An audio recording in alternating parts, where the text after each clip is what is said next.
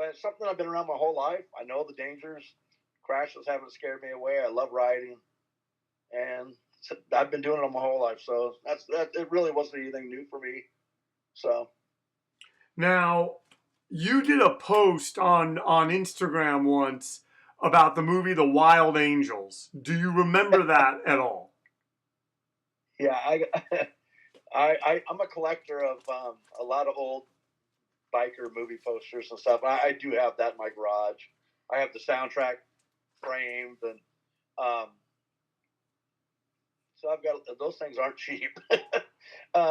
Those posters, original movie posters. So I got a bunch of those. I have a lot of friends in a lot of clubs. Um, that club, I at the time I was buying some of those posters, I happened to be really tight with. Um, but I've been really tight with a lot of guys from different clubs, and I don't actively support anybody or go to anybody's events anymore.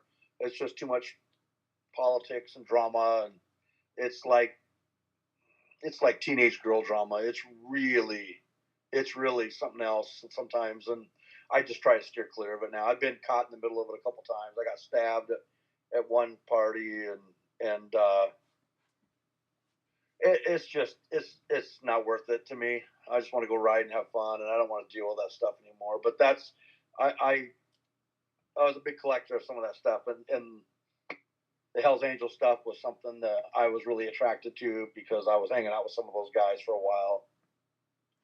Roger Corman, who produced the film, was talking in his book, and he said, because there's a guy that he interviewed to make that movie, The Wild Angels, called, his name was Sonny Barger.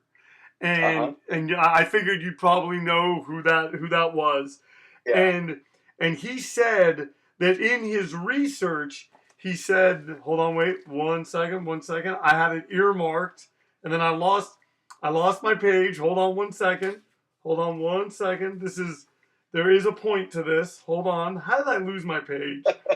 Okay, no. I'm gonna get it back. Hold on.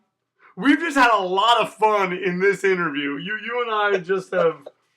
Okay, wait, hold on one sec. Oh, wait, nope, that's not. Wait, is that it? No, this is it. Hold on one sec. I'm so sorry. Okay, so he brings up. One sec. Where did I put it?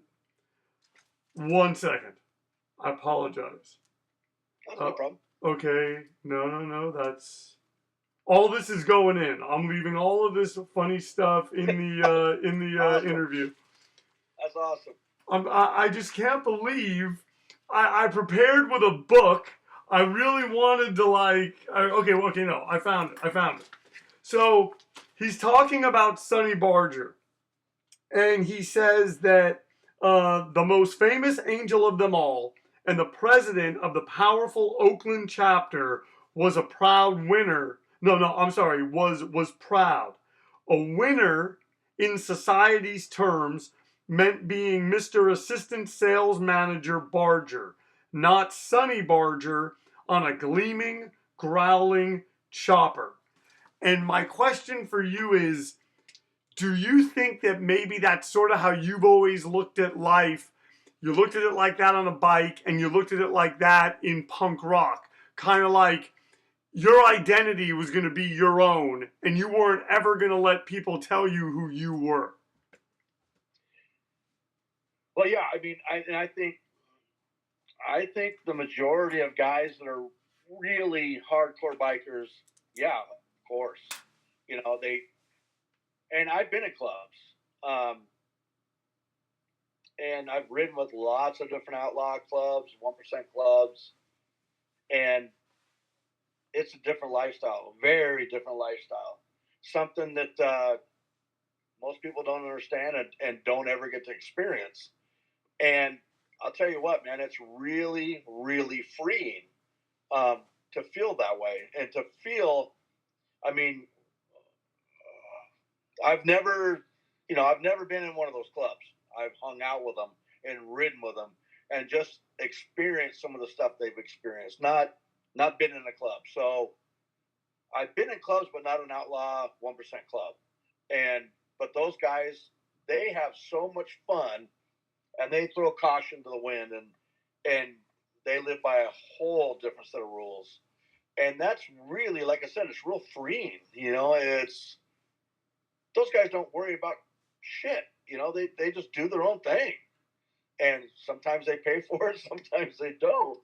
But it's exciting, it's fun, and yeah, it's a lot of people wish they could live that way. When you used to play, like going back to like most recent used to playing with either MFB or VD or any of those bands, but like your most recent shows, did you still feel the spark that you felt when you were younger, grabbing that mic for the first time? In short, no. I wanted to feel it. I wanted to feel it very badly. But I was one that was my energy. My energy was helped along by the crowd. It really pushed me, and I was bad. I was a bad frontman for this.